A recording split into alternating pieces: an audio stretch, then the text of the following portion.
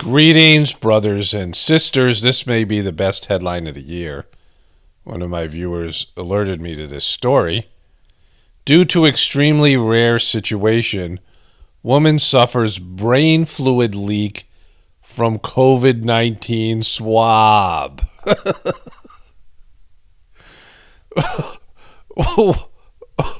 What is the rare situation? That the person giving her the test, administering the test, plunged a cotton swab into her brain?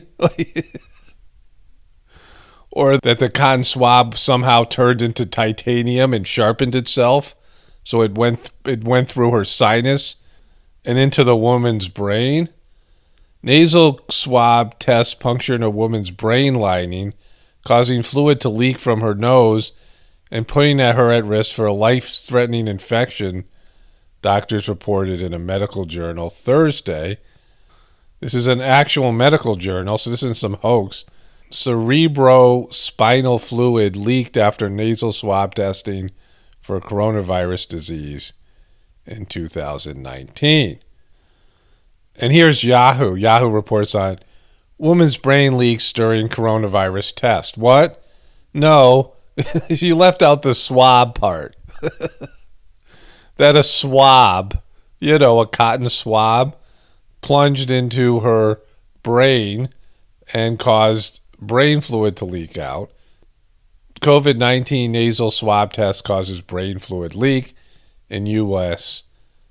Imagine you're the nurse or the person administering the test and the doctor's there when they figure out it's brain fluid coming out of the woman's nose, and they have to tell her, yeah, you're leaking some brain fluid. You went in for some test, you probably don't even want it, maybe it's mandatory, maybe it's being forced on you, you're you don't even have any symptoms, and next thing you know, they're telling you you're leaking brain fluid from the cotton swab. I mean, I feel bad for the person, obviously. I don't know the person, they're not really featured so much in these articles, but this is just hilarious. Hilarious in a way. Why would anybody ever get a test again if leaking brain fluid is, part of the equation now? This is what makes this headline pop. Rare situation. Rare situation. Because, if somebody wants to test me for COVID, I now think there could be a brain fluid leaking issue at hand. If it happened once, it can happen again. See, brain fluid leaking is now a part of the equation. There is the chance that this can happen. Maybe it's a rare occurrence, but if you don't stick a swab up somebody's sinuses and somehow rupture their brain lining, like that's just... no one wants to hear that, right? It doesn't happen. You take the swab and the test out of this equation, and there's no brain leakage.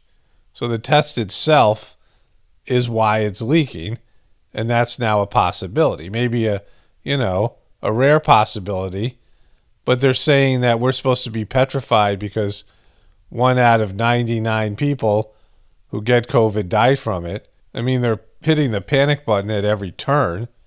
Chicken Little stuff, I've talked about this over and over again. For something that's very rarely kills somebody, it's a rare occurrence to die from COVID or even get it, or even in many cases even have symptoms. But we're supposed to say, hey, no, it's just a rare occurrence. Don't worry about losing some brain fluid from a COVID test, right?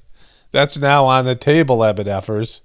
Most people, I think, if they said, all right, you can either be leaking brain fluid out of your nose or you could get COVID. Which is worse? In your opinion, which is worse? And then we have some more Andrew Nips Cuomo news. Governor Cuomo announces app that uses phone data to track COVID-19 cases, help stop the spread of COVID-19 in your community, get alerted if you recently spent more than 10 minutes within 6 feet of someone who tested positive, alert others if you test positive, keep an eye on trends in your community.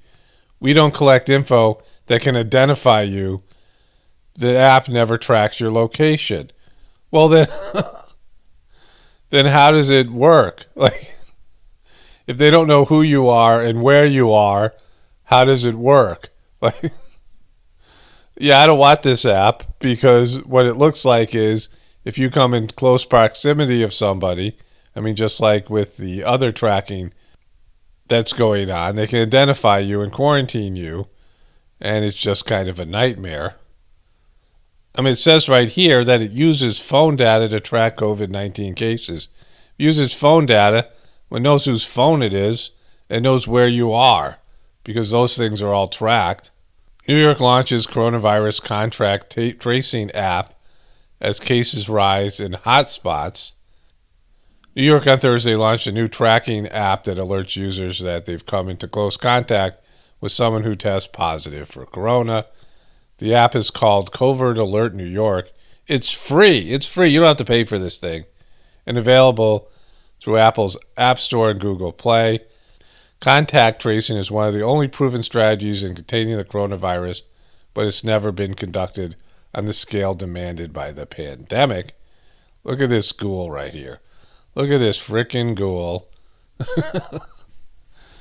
There is another proven combatant to the coronavirus. It's called an immune system, and it's been working in 99% of the cases.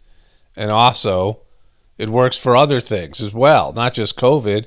It's a multi-functioning system that's designed by nature and God, and it keeps you healthy. And they should be finding ways for everyone to boost their immune system because, it's your best defense against diseases. And it's a must, and everyone should have one. Instead of the phone app, why don't they just get like an Andrew Cuomo signature barbell nipple ring and put a chip in it and go right to the source? Collect the data from the nipple ring, and that way we can personalize it to Andrew Nips Cuomo. And then there's this. One of my friends on Facebook sent me this. It's Santa, and Santa's rocking a mask. You can get this ornament right here for your Christmas tree because that's 2019. Maybe you could have Santa leaking some brain fluid here. Like a little brain fluid right here. Little brain fluid coming out of his mask. Like a little... Santa's leaking brain fluid. There could be a swab on the floor of the Christmas tree and some brain fluid, and he has his mask on. That would be a quality ornament because this is 2020 Santa, and only spirituality will save this world. So Paul Romano definitely reporting for the Apocolaughs. Everyone have a blessed day and be grateful.